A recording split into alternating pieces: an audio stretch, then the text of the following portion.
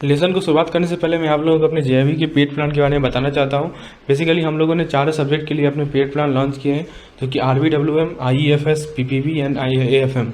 इन चारों सब्जेक्ट के लिए पेड कोर्स है। इस पेड कोर्स में आपको quick revision session, unit wise theory, unit wise MCQs के वीडियोज़ और PDF मिलेंगे।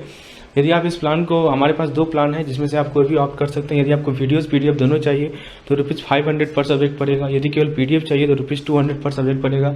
और यदि आप कॉम्बो पैक लेंगे यानी सबको कंबाइंड लेंगे तो आपको 10% का ऑफर है। दोस्तों सभी के सभी पिछले साल पूछे गए क्वेश्चन है, इससे आपको एक अंदाज़ा लग पाएगा कि हाँ आपकी प्रिपरेशन कहाँ छूटी है। यदि कुछ छूटी रहेगी तो आप इसे कवर कर लेंगे। तो दोस्तों और भी लोगों को जोड़े हमारे चैनल के साथ, ताकि वो भी इस पार्टिकुलर वीडियो का, इस जो मेरा सीरीज चल रहा है, जो मैंने सीरीज बना कर रखा है प्रीवियस ईयर क्वेश्चन का, उसका लाभ उठा पाएँ। चलिए दोस्तों शुरुआत करते हैं अपने पहले क्वेश्चन के साथ। ये बेसिकली केस स्टडी है वैल्यूएशन ऑफ लैंड पे। तो केस स्टडी का इस प्रकार से पूछा गया था। मेरे पास ये मेमोरी बेस्ड क्वेश्चन है, एग्जैक्ट ऑप्शन मेरे पास है नहीं, तो मैं आपको सिंगल लाइनर में बताऊंगा। Valuation means assessment of the worth of an asset और प्रॉपर्टी। द वर्थ और value of a property is based on the income and other advantages that will accrue from the property in future. There are several method for valuation of real property and though valuation is not entirely a mathematical exercise, some of these make use of mathematical tables. Based on the basic concept of valuation of property, the question may be attempted. Income capitalization method is used for valuation of। तो आपसे पूछा गया था कि जो income capitalisation method है उसे आप किस चीज़ का वैल्यू करते हैं। तो दोस्तों इसका करेक्ट आंसर है आप एग्रीकल्चरल लैंड का वैल्यूएशन करते हैं। नेक्स्ट क्वेश्चन पूछा गया था इसी केस स्टडी पे कि वैल्यूएशन जो है बहुत सारे मेथड से किया जाता है। Which one of the following is not a method use for this purpose. पहला है रेंट कैपिटलाइजेशन मेथड, दूसरा है रिप्लेसमेंट कॉस्ट मेथड, तीसरा है डेवलपमेंट मेथड और चौथा है मार्केट रेट मेथड।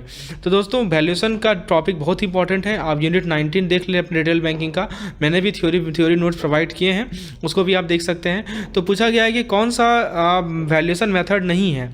तो दोस्तों इसका करेक्ट आंसर है option number market rate method, that is option number 4। देखिए रेंट कैपिटलाइजेशन मेथड है, रिप्लेसमेंट कॉस्ट मेथड है, डेवलपमेंट मेथड है, लेकिन मार्केट रेट मेथड नहीं है। नेक्स्ट क्वेश्चन पे आते हैं दोस्तों। Which of the following is और are true about a belting method of valuation of open land. अब बेल्टिंग मेथड से देखिए सवाल पूछ दिया गया, इसलिए बेल्टिंग मेथड को ध्यान से देखे जाइएगा। तो बेल्टिंग मेथड के रिगार्डिंग कौन सा स्टेटमेंट ट्रू है ये आपको बताना है। पहला स्टेटमेंट है Belting method is generally adopted for big size plot. दूसरा स्टेटमेंट है it is applied for such big plot that have weak frontage and less depth. Third statement है the land is divided into several belts running parallel to frontage and progressively lower rates considered for belt farther from frontage। दोस्तों इसका correct answer है 1 and 3 only. देखिए यानी कि Belting method को आप big size plot के लिए यूज करते हैं और लैंड को आप सेवरल बेल्ट में डिवाइड करते हैं जो कि फ्रंटेज से पैरेलल रन करती है। ठीक है, नेक्स्ट क्वेश्चन है दोस्तों हमारे सामने। Bank is offering a security of land and building of 3-star hotel for mortgage loan. Which of the following is और important factor for valuation based on profit. यानी बैंक सिक्योरिटी ऑफर कर रही है land का और building का, किसका 3-star hotel का मॉर्गेज लोन के लिए। तो इनमें से कौन सा इंपॉर्टेंट फैक्टर है प्रॉफिट के वैल्यूएशन का। पहला capitalise value of the net profit as reflected in the book of the hotel, दूसरा ईयर ऑफ परचेज, तीसरा rate of return pertinent to hotel business, चौथा level of business in hotel in vicinity of this property. तो दोस्तों इसका correct answer है option number 1, 2 and 3 only. That is इनमें से सबसे इंपॉर्टेंट फैक्टर्स है capitalise value of net profit as reflected in the book of hotel, दूसरा है दोस्तों आपका rate of return pertinent in the आपका है ईयर ऑफ परचेज और आपका नेक्स्ट है हमारा rate of return pertinent to hotel business. दोस्तों आगे बढ़ने से पहले मैं आप लोगों को अपने प्लान्स के बारे में बता दूं। बेसिकली अभी आप यदि रिटेल बैंकिंग के जो मैं आपको प्रीवियस ईयर क्वेश्चन प्रोवाइड कर रहा हूं, यदि इस तरह का 2 साल का और प्रीवियस ईयर प्रैक्टिस करना चाहते हैं तो दोस्तों आप प्लान डी को ऑप्ट करें, जिसमें 4 फुल लेंथ मॉक टेस्ट होगा। टोटल 400 क्वेश्चन होंगे, पर मॉक टेस्ट 100 क्वेश्चन है। ₹89 इसका कॉस्ट है। डिटेल जानकारी के लिए आप मुझे इस नंबर पर व्हाट्सएप कर सकते हैं। यदि आपको डिजिटल बैंकिंग के MCQ PDF चाहिए, रिटेल बैंकिंग का MCQ PDF चाहिए, हर एक केस स्टडीज़ का PDF, ये डिफरेंट केस स्टडीज़ जो हैं उसके मैंने 18 से 20 केस स्टडी शॉर्टलिस्ट किए हैं, जिससे सवाल हर एक साल पूछे जाते हैं। एक उसमें वैल्यूएशन ऑफ लैंड भी है जो कि अभी हमने डिस्कशन किया है। तो यदि आपको उन सभी का PDF चाहिए दोस्तों तो आप किसी भी प्लान को ऑप्ट कर सकते हैं, A, B and C। Plan A में दोस्तों मैं डेली एक टेलीग्राम ग्रुप है जिसमें मैं डेली इंपॉर्टेंट पॉइंट को डिस्कशन करता हूँ। ठीक है, उसमें क्वेश्चन आंसर को फ्रेम कर मैं डिस्कसन करता हूँ दोस्तों, तो आप उससे भी जुड़ सकते हैं। तो जो भी आपको जानकारी चाहिए रिटेल बैंकिंग से रिलेटेड आप इस नंबर पर व्हाट्सएप कर ले सकते हैं। आइए दोस्तों हम लोग नेक्स्ट क्वेश्चन को देखते हैं। नेक्स्ट क्वेश्चन है हमारा इनकम्बरेंस फैक्टर क्या होता है। तो इनकम्बरेंस फैक्टर एक वैल्यू होता है जो कि टाइप ऑफ स्ट्रक्चर पे इम्पोज होता है, having influence on earning capacity value of the building. मतलब एक ऐसा वैल्यू है जो कि स्ट्रक्चर के टाइप पे आपने इम्पोज कर दिया, ठीक है, और उसका क्या इन्फ्लुएंस कहाँ होता है कि उस बिल्डिंग का जो अर्निंग कैपेसिटी वैल्यू है उसका इन्फ्लुएंस होता है।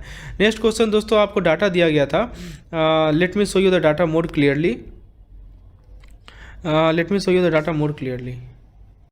दोस्तों आप ये केस स्टडी देख पा रहे होंगे, इसमें देखिए डाटा दिया गया था बुक ऑफ बैंक FTH, ठीक है, ऑन 31 मार्च 2021। तो देखिए पहला लोन है, 4-5 तरह का लोन दिया हुआ है, A1 A2 A3 A4 A5। इसमें सेकंड जो कॉलम है उसमें है बैलेंस आउटस्टैंडिंग एज ऑन 31 मार्च 2021, सबका बैलेंस आउटस्टैंडिंग बैलेंस दे रखा है। फिर सिक्योरिटी का वैल्यू दे रखा है और NPA का डेट ऑफ सिस्टम क्लासिफिकेशन दे रखा है। तो पहला क्वेश्चन है कि लोन नंबर A1 जो है उसको क्या क्लासीफाई किया जाएगा 31/3/2021 को, और इसमें कितना प्रोविजनिंग चाहिए। तो लोन A1 को जो है NPA आपने कब क्लासीफाई कर दिया, 30/9/19 को, है ना, 30/9/19 को क्लासीफाई कर दिया।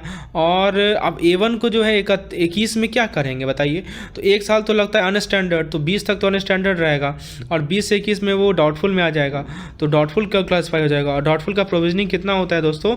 देखिए डाउटफुल वन में दोस्तों आप ये देखिए कि जो आपका ये कितना अनसिक्योर्ड कितना सिक्योर्ड है।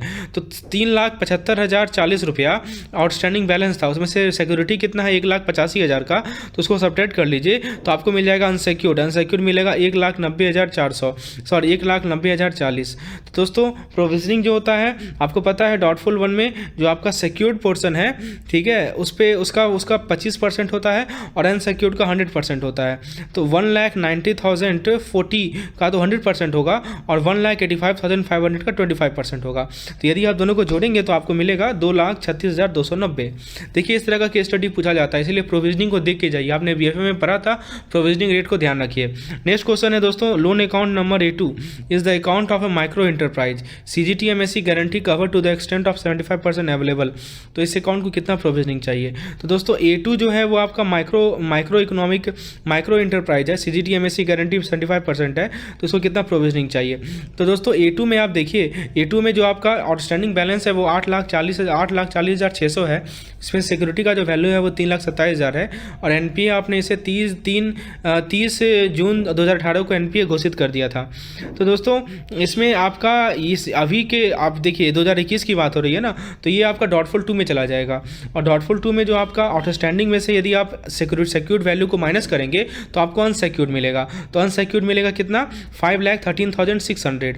और आपको पता है कि जो आपका अनसिक्योर्ड और CGT MSE गारंटी है 75%, तो अनसिक्योर्ड का 75% यानी कि 5,13,600 का यदि आप 75% निकालेंगे तो आपको मिलेगा 3,85,200। मतलब इतना का तो गारंटेड है। तो जो रेस्ट अमाउंट है वो अनसिक्योर्ड हो गया। तो 5,13,600 में से 3,85,200 यदि आप माइनस करेंगे तो आपको मिलेगा 1,28,400। तो ये तो रहेगा ही रहेगा, इस पर तो पूरा का पूरा प्रोविजनिंग देना है आपको। और प्लस जो सिक्योर्ड पोर्शन है 3,27,000, देखिए यहाँ लिखा है ना 3,27,000, उसका 40% होता है। ये आपको पता होना चाहिए, डाउटफुल 2 में 40% होता है, डाउटफुल 1 में सिक्योर्ड पोर्शन का 25% होता है। तो जो कुल मिलाकर प्रोविजनिंग होगा वो हो जाएगा 2,59,200। अब देखिए थर्ड क्वेश्चन है, loan account number A3 is a gold loan account to be paid as bullet payment, provisioning required for the account. अब जरा A3 को देखिए, A3 NPA जो है 21 में हुआ था, 31/3/2021 को क्लासीफाई किया गया था NPA। इसमें आउटस्टैंडिंग बैलेंस है 2,23,000 और वैल्यू ऑफ सिक्योरिटी है 2,46,000। तो आपसे पूछा गया है कि इसमें कितना प्रोविजनिंग चाहिए। तो ये तो सब स्टैंडर्ड ही रहेगा ना, क्योंकि इसमें तो 2021 की बात हो रही है, तो सब स्टैंडर्ड रहेगा। तो सब स्टैंडर्ड में दोस्तों आपको पता है कि जो आउटस्टैंडिंग बैलेंस होता है उसमें प्रोविजनिंग 15% का होता है। तो 2,23,000 का 15% निकाल लीजिए, यानी 33,450 होगा। Loan number A4 is consortium limit and lender is ABC bank, the account maintain in ABC bank is standard, the provisioning requirement is. तो दोस्तों आप लोन नंबर A4 को जरा देखिए, तो 25/2/2020 की बात है, तो 25/2/2021 तक ये सब स्टैंडर्ड रहा होगा और 25/2/2021 के बाद ये आपका DF1 में चला गया होगा, यानी इसका प्रेजेंट स्टेटस क्या है, DF1 DF1 है। अब दोस्तों DF1 तो है, ये तो पता है हमें। आउटस्टैंडिंग बैलेंस 16,40,000 का है, रियलाइजेबल वैल्यू ऑफ सिक्योरिटी 18,40,000 का है। तो आपसे DF1 में ये जानकारी लेना चाह रहा है ये क्वेश्चन कि प्रोविजनिंग कितना होगा। तो DF1 में आपको पता है ना कि जो आपका अनसिक्योर्ड है क्या, कुछ अनसिक्योर्ड तो नहीं है क्योंकि सिक्योरिटी तो पूरा आपने ज़्यादा ले रखा है। तो जो आपका ये सिक्योरिटी है उसका 25% होता है DF1 में, ये हमने देखा है अभी, राइट। और अनसिक्योर्ड का पूरा होता है, अनसिक्योर्ड तो है ही नहीं। और लोन नंबर A5 जो है वो कार लोन है, फुल्ली सिक्योर्ड है। During month of April 2021 the car met an accident and the secured value has been eroded. दोस्तों जब भी ये वर्ड आपको मिले security value has been eroded, मतलब उसका वो लॉस अकाउंट हो गया, और लॉस अकाउंट में आपको 100% प्रोविजनिंग देना पड़ता है अगेंस्ट आउटस्टैंडिंग बैलेंस। तो दोस्तों इस प्रकार का केस स्टडी पूछा जाता है, ध्यान से देखिएगा। दोस्तों थर्ड केस स्टडी हमारे सामने वो UPI पे है। UPI is a unique payment solution as the app is empowered to initiate the payment request from a smartphone. It is indeed a significant step to move toward cashless economy. The interface is advanced version of NPCI immediate payment system. The UPI initiative work on a single click two-factor authentication mechanism and makes mobile payment much simpler and faster. One can use UPI app instead of payment cash on delivery, on receipt of product from online shopping website, and can perform miscellaneous expenses like paying utility bill, over-the-counter payment, barcode, donation, school fee, other such unique. दोस्तों जो data आपने देखा उससे related question है, which of the following feature are more appropriate for UPI? Provide privacy and promote cashless economy. It is 24/7/365 fund transfer service. It can perform multiple miscellaneous expenses payment. UPI enable single mobile application for accessing different bank account. बताइए क्या more appropriate है? तो answer हो जाएगा दोस्तों 1, 2, 3 and 4, यानी सब के सब अप्रोप्रिएट हैं। नेक्स्ट है दोस्तों identification of customer under UPI इस थ्रू। कैसे आप कस्टमर को आइडेंटिफाई करते हैं UPI में, ठीक है। तो इसका करेक्ट आंसर है दोस्तों वर्चुअल नंबर के द्वारा, ठीक है ना। ये इसका ऑप्शन यही था, वर्चुअल नंबर आंसर होगा।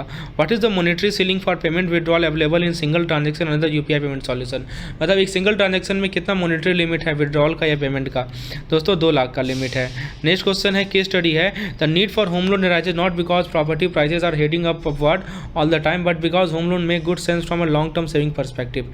Not only are home loan a handy tool for common man to own a roof over his head but also help save money in the long run. Sale and purchase of the property happen for a variety of reasons, and capital gain tax on the property is levied specifically on the monetary profit from sale of transfer of residential property or land by an individual who does not consider it a profession or such income is not his or her main domain of earning.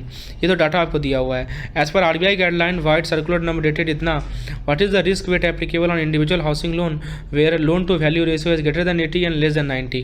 दोस्तों इसका correct answer है 50%, ठीक है। Which of the following asset are excluded from the definition of capitalist asset? Capital asset के definition से किस asset को exclude किया गया है? Stock in trade, storage raw material, jewellery, archaeological collection, drawing, painting, sculptures, gold deposit, bond issued by government. तो दोस्तों इसमें से एक्सक्लूडेड कैटेगरी जो है वो है 1 and 4, that means stock in trade, store and raw material और gold bond deposit by bond issued by government. Next question है दोस्तों हमारा, capital gain is computed after deduction of which of the following? Registration charge, expenditure of transfer, cost of improvement, index cost of acquisition, index cost of improvement. तो दोस्तों capital gain को कब कैसे compute करते हैं? तो दोस्तों इसमें से क्या क्या एक्सक्लूड करते हैं? 2, 4 एंड 5, दैट मीन्स हम लोग एक्सपेंडिचर ऑफ ट्रांसफर, फिर हम लोग इंडेक्स कॉस्ट ऑफ एक्विजिशन और हम लोग इंडेक्स कॉस्ट ऑफ इंप्रूवमेंट, ये 3 चीज़ को एक्सक्लूड करते हैं। नेक्स्ट सवाल है कि इंडेक्स कॉस्ट ऑफ एक्विजिशन के कॉम्पिटिशन में इनमें से कौन सा फैक्टर को कंसीडर किया जाता है? Year of acquisition, year of transfer, cost inflation index of acquisition, cost inflation index of the year of transfer, sale consideration in the year of transfer. तो इसको याद रखिएगा कि इंडेक्स कॉस्ट ऑफ एक्विजिशन के competition में जो factor consider किया जाता है वो है 1, 2, 3 and 4, that is year of acquisition, year of transfer, cost inflation index of year of acquisition, cost inflation index of year of transfer. उसके बाद नेक्स्ट क्वेश्चन है हमारा, under the income tax act benefit of long term capital gain not exceeding ₹2 crore can be avail by reinvesting in. यानी income tax act के अंतर्गत आप tax benefit ले सकते हैं लॉन्ग टर्म कैपिटल गेन पर। आप कब जब आप उसे री इन्वेस्ट करेंगे कहाँ? पहला, purchase of 1 or 2 residential house property, purchase of only 1 residential house property, construction of 1 house property, construction of 1 or 2 house property. तो दोस्तों करेक्ट आंसर है 1 or 4 only, that is purchase of 1 or 2 residential house property और construction of 1 or 2 house property. ठीक है। Next question है दोस्तों हमारा case study 5, And RBI issued a directive on storage of payment system data, advising all the system provider and operator to ensure that relating to payment system is stored in system only in India. The extent direction are applicable to participant in. तो पहला है payment system operated by RBI via RTGS and NEFT, system operated by CCI and NPCI. Third है payment gateway. Fourth है third party vendor. Fifth है participant of card scheme. Sixth है corporate are as remitted of fund through various payment system. Seventh है exporter importer. तो इसका correct answer है option number A, that is payment system operated by RBI, that is RTGS and NEFT. ठीक है.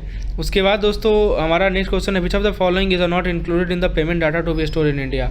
तो किसे आपको इंक्लूड नहीं करना है पेमेंट डाटा जो कि भारत में स्टोर करना है. End to end transaction detail, information pertaining to settlement transaction only, detail like customer data, payment sensitive data, payment credential. तो आंसर है ऑल ऑफ द अबव. किसी को आपको स्टोर नहीं करना है, पेमेंट डाटा को स्टोर नहीं करना है. नेक्स्ट है, which of the following statement is correct with regard to the storing of data pertaining to cross border transaction. तो जो क्रॉस बॉर्डर ट्रांजेक्शन है उसमें आपको कौन सा डाटा स्टोर करना है, इसके रिगार्डिंग कौन सा स्टेटमेंट करेक्ट है. Copy of domestic component of the transaction, copy of the foreign component of the transaction is not permitted. Only the foreign component of the cross-border transaction are allowed to be stored abroad. Neither the domestic component nor the foreign component is allowed to be stored abroad. तो answer है दोस्तों इसका option number A, that is copy of domestic component of transaction may also be stored abroad along with the foreign component if required. यदि जरूरत पड़े तो जो आपका डोमेस्टिक कंपोनेंट का कॉपी है जो ट्रांजेक्शन का, उसको आप अब्रोड में स्टोर कर सकते हैं. ठीक है, अलॉन्ग विद फॉरेन कंपोनेंट यदि जरूरत पड़े तो. नेक्स्ट है, which of the following statement correct regarding processing of payment transaction. There is no bar on processing of payment transaction outside India subject to data is being stored in India after processing. If the processing is done abroad, the data should be deleted from the system abroad and brought back to India not later than 1 business day or 24 hour. Activities such as settlement or processing carried out after payment processing if done in outside India shall have to be undertaken on near real time basis. For activities such as chargeback, the data can be accessed at any time from India when it is stored. तो दोस्तों correct पूछा गया है आपसे, इसका correct answer है 1, 2, 3 और 4, मतलब सारा का सारा स्टेटमेंट आपका करेक्ट है. नेक्स्ट सवाल है दोस्तों, can the payment system be shared data be share with overseas regulator. क्या जो पेमेंट सिस्टम का डाटा है वो ओवरसीज रेगुलेटर के साथ शेयर किया जा सकता है. Yes, depending upon origin of transaction and after due approval from RBI. No, as per RBI directive does not allow storage of data outside India.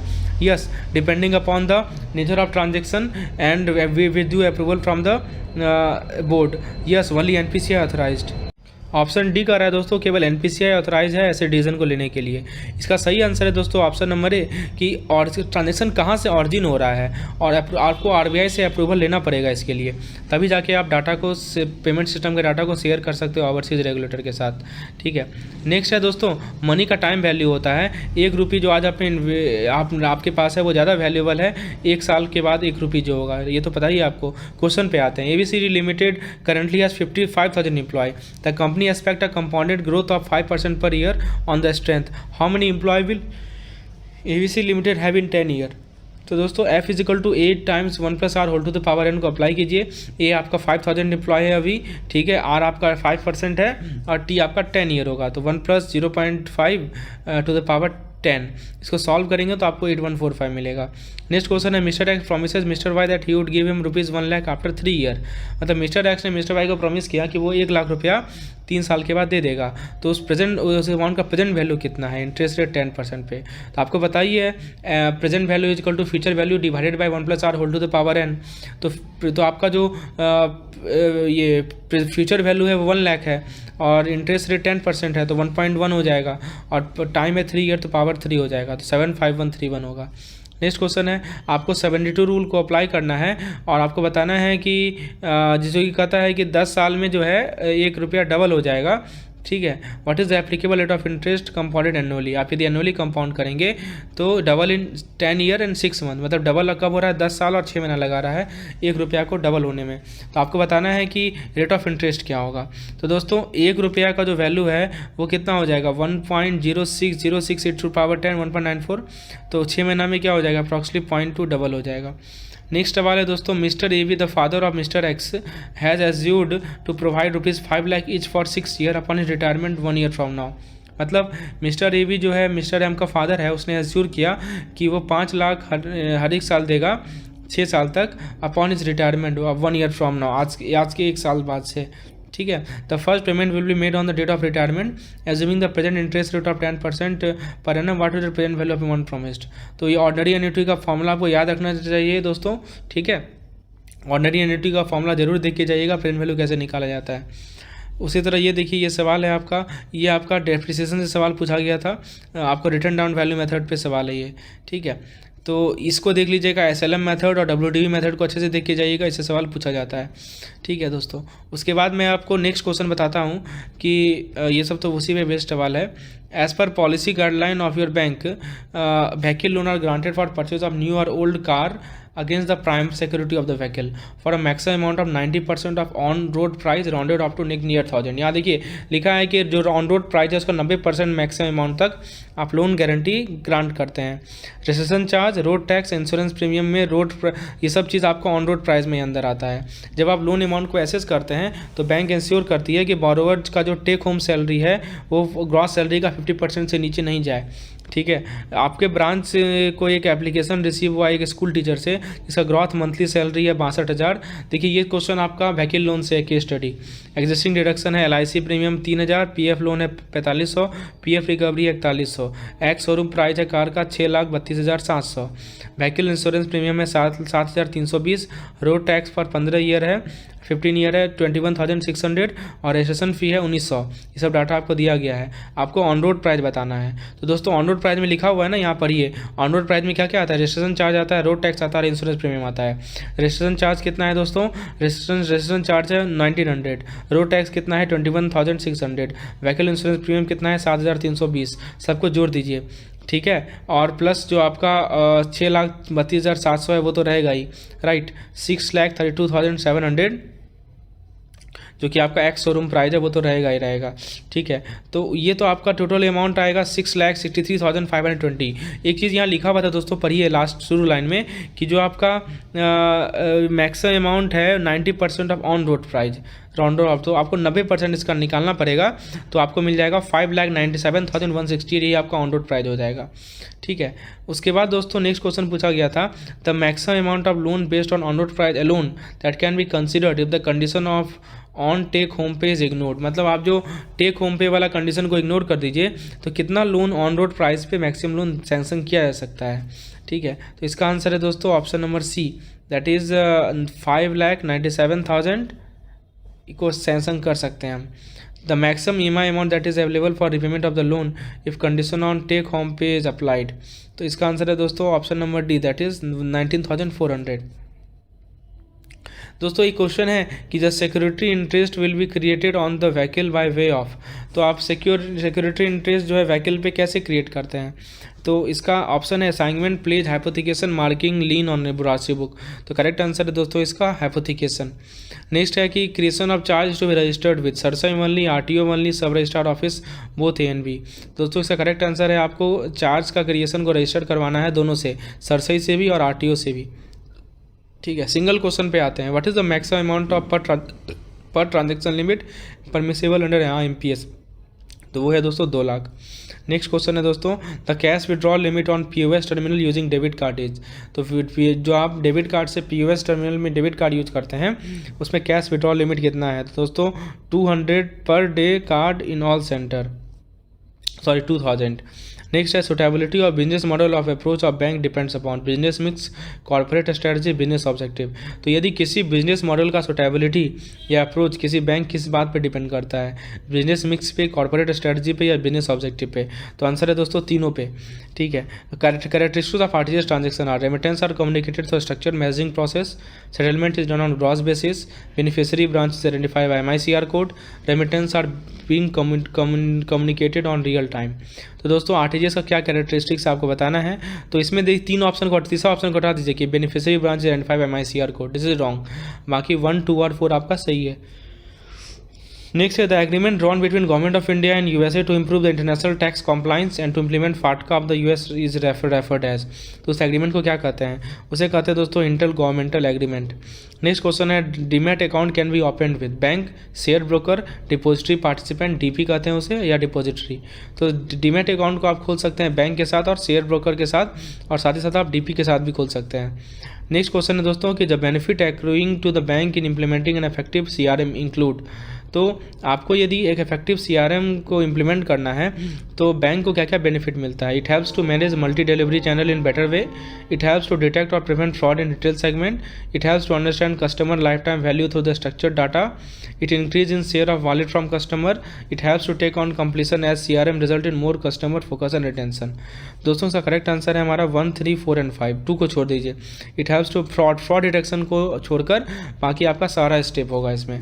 Next question है दोस्तों हमारा, stranger gain access to the credit card detail of Mister C, customer of XYZ bank. ठीक है, तो यहाँ पे एक stranger है जिसको एक्सेस मिल गया क्रेडिट कार्ड डिटेल का कि ये कस्टमर XYZ बैंक का, तो वो क्रेडिट कार्ड डाटा को बिना अथॉरिटी के यूज कर रहा था। तो यहाँ पे कौन सा रिस्क से एक्सपोज्ड है, तो आंसर है दोस्तों इन्फॉर्मेशन रिस्क से, इन्फॉर्मेशन सिक्योरिटी रिस्क से। देखिए एक आपका fill in the blanks match the following है कि customer insist for entry in the passbook after remittance of money, reliability, customer verifying credit card statement, tangibility, customer through email raised a doubt on one of the debit entries in his saving bank account and send reminder for reply assurance, और customer receives bundle of queries to an application for an education loan on the preceding day of college admission, the loan was agreed by the manager responsiveness. आपको match the following करना है। तो देखिए 1 का match होगा B के साथ, that means customer जो है बोल रहा है कि हम पैसा निकालने के बाद मेरे पासबुक में एंट्री करो, तो ये टेंजिबिलिटी हो गया। फिर 2 का A के साथ कस्टमर जो है क्रेडिट कार्ड स्टेटमेंट को वेरीफाई कर रहा है, तो ये रिलायबल चेक कर रहा है। फिर 3rd है आपका कि customer 2 email raise a doubt in one of the debit entry, तो ये आपका है रिस्पॉन्सिबनेस, आपसे रिस्पॉन्सिबनेस मांग रहा है। और कस्टमर को क्वेरी बहुत सारा रिसीव क्वेरी है, ठीक है, एजुकेशन लोन के एप्लीकेशन के रिगार्डिंग, तो लोन जो है मैनेजर ने एग्रीड किया, तो एश्योरेंस हो गया। During interaction with existing saving bank customer, the marketing executive of bank sold one vehicle loan. Also, he promised him a commission of 0.75%, where the bank norm permit only 0.25%. तो ये किसका example है, तो दोस्तों ये example है cross selling का और मिस सेलिंग का। ठीक है, उसके बाद दोस्तों नेक्स्ट क्वेश्चन है कि diversion of fund should be constructed through which during which of the undernoted occurrence. तो डाइवर्सन ऑफ फंड को कैसे कैसे ऑकरेंस में आप कंस्ट्रक्ट कर सकते हैं, तो utilisation of short term working capital fund long term purpose not in conformity with the terms of sanction, transferring borrowed fund to the subsidiaries और ग्रुप कंपनीज और other corporate by whatever modalities, routing of fund through any bank other than the lender bank or membership or member of consortium without prior permission of the lender, fund borrowed from bank are utilized for purposes unrelated to the operation of borrower to the detriment of financial health of the entity। दोस्तों इसका correct answer है हमारा 1 और 2 और 3, 4 नहीं होगा। मतलब diversion of fund 1, 2 और 3 से हो सकता है। मान लीजिए कि आपने short term working capital fund को यूज कर रहे हैं लॉन्ग टर्म पर्पज से, आप बॉरोड फंड को ट्रांसफर कर दिया सब्सिडरीज को या ग्रुप कंपनीज को, आपने फंड को रूट कर दिया किसी दूसरे बैंक से बिना लेंडर के परमिशन का, तो ये तीनों का तीनों डाइवर्जन ऑफ फंड का बेस्ट एग्जांपल है। नेक्स्ट क्वेश्चन है BK bank classified it branch based on business potential in retail branch banking such as retail asset centre, retail liability centre, resource centre, profit centre, general centre, under which category of business approach does the system fail. मतलब BK bank जो है अपने branches को classify कर रहा है business potential के basis पर, ठीक है, जैसे रिटेल एसेट सेंटर उसने किया, रिटेल लायबिलिटी सेंटर किया, रिसोर्सेज सेंटर किया, तो ये किस कैटेगरी ऑफ बिजनेस के अंदर आता है, तो ये है सेगमेंटेड अप्रोच। नेक्स्ट क्वेश्चन है सिक्योरिटाइजेशन ट्रांजैक्शन में इनमें से कौन सा ट्रू सेल का मीनिंग बताता है, तो आंसर है transfer of all benefit and obligation to special purpose vehicle. Based on the information collected on needs of customer, XY Bank has developed a product so as to suit their customers' need. This type of information XY Bank has collected and analyzed is known as, इसे कहते हैं strategic information. While granting loan to customer as per the commitment through BCSBY, the sanction letter shall include the detail of interest reset clause, the reference rate to which floating rate will be linked, method of calculation of interest, periodicity of charging interest। तो दोस्तों इसका correct answer है चारों। मतलब BCSBI के commitment के according जब आप कस्टमर को लोन ग्रांट करते हैं तो सैंक्शन लेटर में डिटेल होना चाहिए इंटरेस्ट रेट का, रेफरेंस रेट होना चाहिए, कैलकुलेशन इंटरेस्ट कैसे कैलकुलेट करें इसका मेथड होना चाहिए, और पीरियोडिसिटी ऑफ चार्जिंग इंटरेस्ट भी होना चाहिए। फिर है नेक्स्ट इंडियन इन्फिनिट क्या है, इंडियन फाइनेंशियल नेटवर्क क्या है, तो दोस्तों ये multi protocol level switching network है, MPLS कहते हैं इसे। तो इन्फिनिट याद रखिएगा, MPLS है multi protocol level switching network. The key commitment of member bank of BCSBI to customer include right to fair treatment, right to transparency, fair and honesty dealing, right to be heard, right to privacy, right to grievances. तो दोस्तों इसमें right to privacy को छोड़कर बाकी सभी option सही हैं। Next question है दोस्तों the recovery policy clauses are clearly spelled out in the recovery policy of the bank. Which one of the following are fundamental assumptions and approaches to recovery which are to be communicated to the customer? पहला, the debt collection policy of the bank is built around dignity and respect of the customer. The bank shall follow policies that are unduly coercive in collection of duties. The policy is built on courtesy, fair treatment and persuasion. The bank security reposition policy aims at recovery of dues. Correct answer 1 and 3 only. The due date of filing suspicious transaction report to FIU-IND is, बताइए FIU-IND का को जो आप suspicious transaction report STR देते हैं उसका due date क्या होता है? तो करेक्ट आंसर है दोस्तों, मतलब जिस दिन आपने ये सेटिस्फाई किया कि ट्रांजैक्शन सस्पिशियस है उसके 7 दिन के अंतर्गत आपको FIU-IND को आपको क्या करना है, उसका डिटेल प्रोवाइड कर देना है। ये सब सिंगल मार्क्स क्वेश्चन हैं, मतलब ऑप्शन दिए गए थे क्योंकि मेमोरी बेस्ड है ना, तो ऑप्शन मेरे पास है नहीं, ठीक है, इसलिए मैं आपको सिंगल टाइप में 1 लाइनर में समझा रहा हूँ, ठीक है। The comparison of debit card and credit card can give which of the following observation? Credit card limit varies with individual, whereas in debit card per day cash withdrawal limit varies with bank. Credit card and debit card allow cash withdrawal through POS machine. Risk involved in both debit card and credit card. Credit card transaction lead to asset creation in bank, whereas debit card transaction lead to reduction of liability. तो answer इसका 1 and 4 only. Which of the following is not a service offered by NFS National Financial Switch? तो answer था issuance of passbook, ठीक है। The risk weight for housing loan portion cover under the C credit rate risk guarantee fund trust for low income housing, तो ये answer का answer है, ये 0 होता है दोस्तों। As per the commitment given by the bank in the code of commitment to customer the data related to account shall not reveal except. दोस्तों इस प्रकार से और भी क्वेश्चंस हैं हमारे सामने, ठीक है, तो ये सभी क्वेश्चंस भी आप एक्सेस कर सकते हैं। तो आप यदि PDF प्लान को ऑप्ट करेंगे you will get all this types of question, okay. So I am ending this session here now, you can get access to all this question of all the previous year question. धन्यवाद।